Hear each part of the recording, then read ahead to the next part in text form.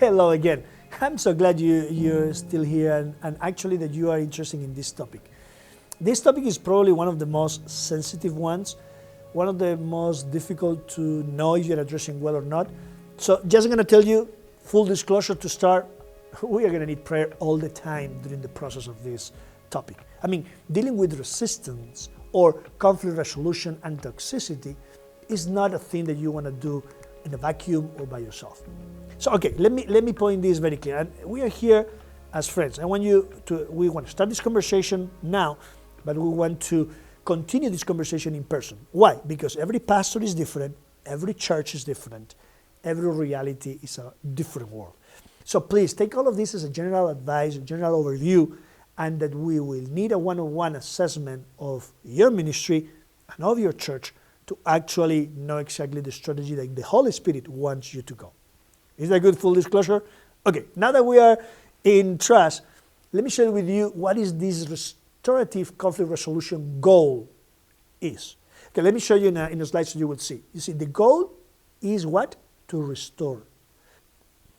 First, restore the person that exhibits the toxic behavior, the resistance of change. And second is to create an atmosphere of safeness in the local church.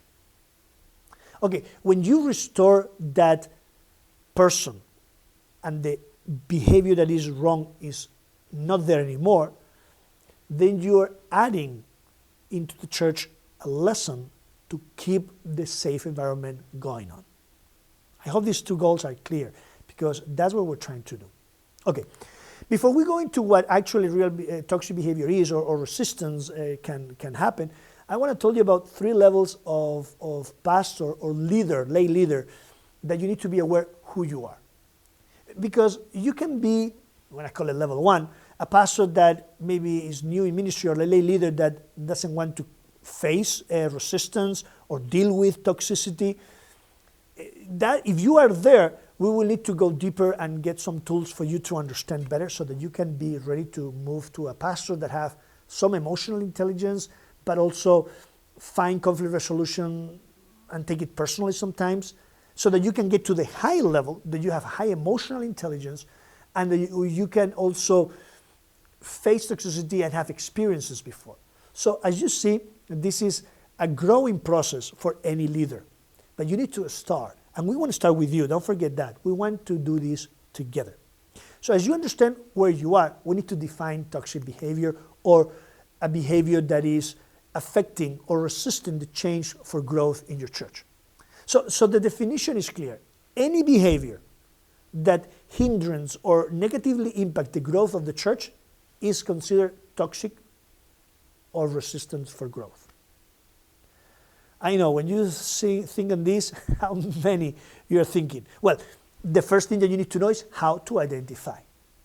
So for that, you need to know what types. So after talking with many pastors and after talking to many realities that happen in churches, we have summarized or categorized in 3 different types of toxic behavior. The first one is the involuntary one. It's with somebody mean well, but their behavior turns people away from church or from serving in church or from coming closer to Jesus. The second type is the one that is voluntary. It's doing it, thinking that is very important what the mission this person has, and he or she thinks that is more important the message or is more important the what is need to say that the person's feelings or the people that listening growth or how they affect them. And the third type is the type that is voluntary, but it's also hidden. So it's not actually showing publicly or trying the leaders, especially the pastor, not to see it.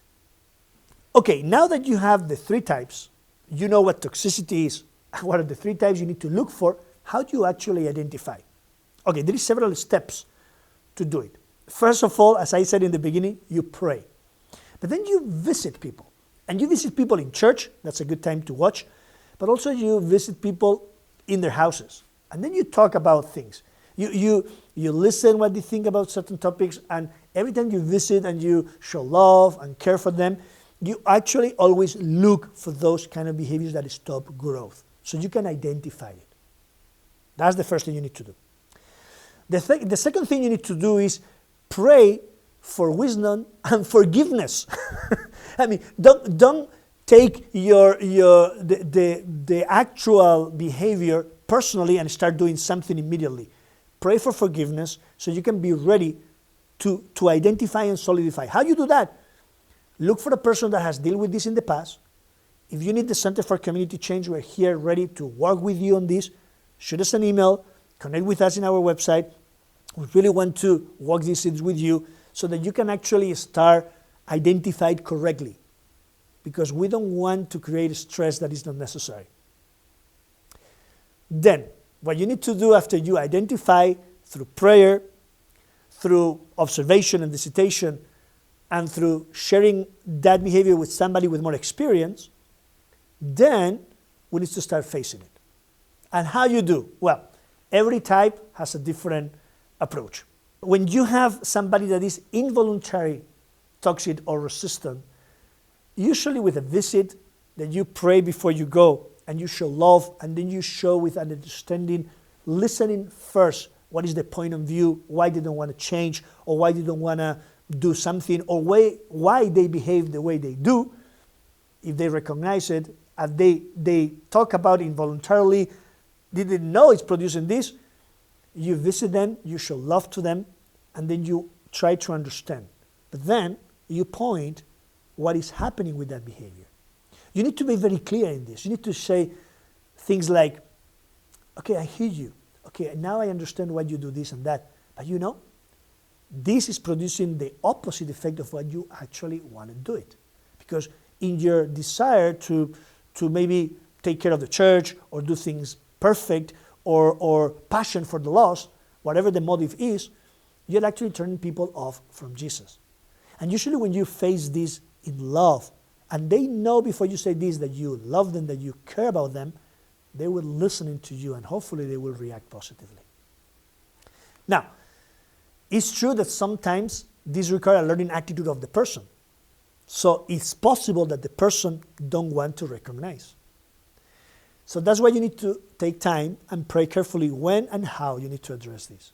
Because the first goal you have is to restore the person that involuntarily is doing something wrong, that affecting the growth of the mission. So when you do this, wait patiently and visit as much times as possible, not infinite, but some more, until the person acknowledge. And then when they acknowledge that, just guide it through the forgiveness and restoration process. You can look Matthew 18 if you want for that, but there's so many verses about how Jesus restored our character. Now, for type number 2, remember the one that is voluntary, you need to follow all the steps of number 1, but then you need to add something else. You need to visit the person, but if you see the person knows he's doing well, but he's not willing to change, then you need to bring an elder with you or another leader with you. And it's good that you do this in prayer and make the elder following the same steps you did for the type 1. And as you make this visitation with somebody, you make emphasis in the love, in the understanding of the reasons why this voluntary behavior happened, but then also you explain very clear what are the actual results of that behavior to the growth of the mission of the church. And you expect with that to have also a knowledge, which you know, if you have done this before, can go good or not that good.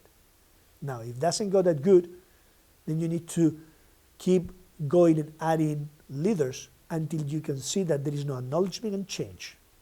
And then you need to have and follow a specific procedures manual to address that behavior. If the behavior doesn't stop, the person needs to stop.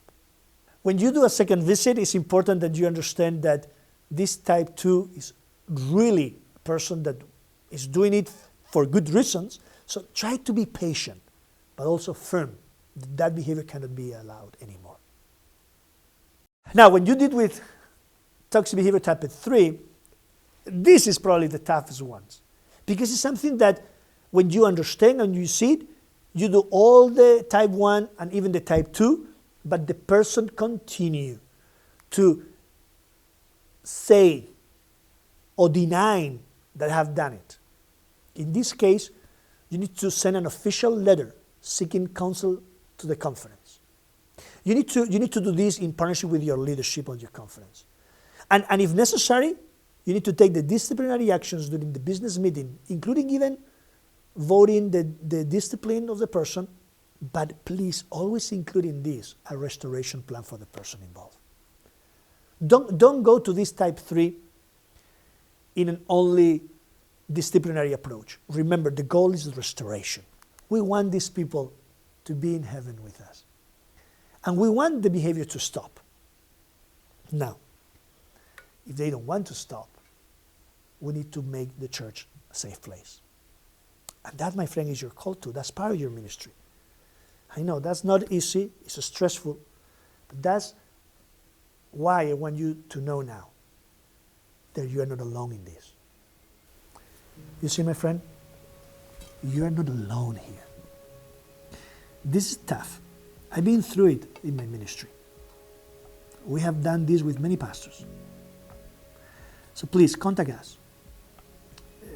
Click communitychange.world in our website, send an email to us, scan the QR code here and send us a please, I want some more guidance on this. Don't do this by yourself. Let's do it together. Jesus wants this, and you're called to do it.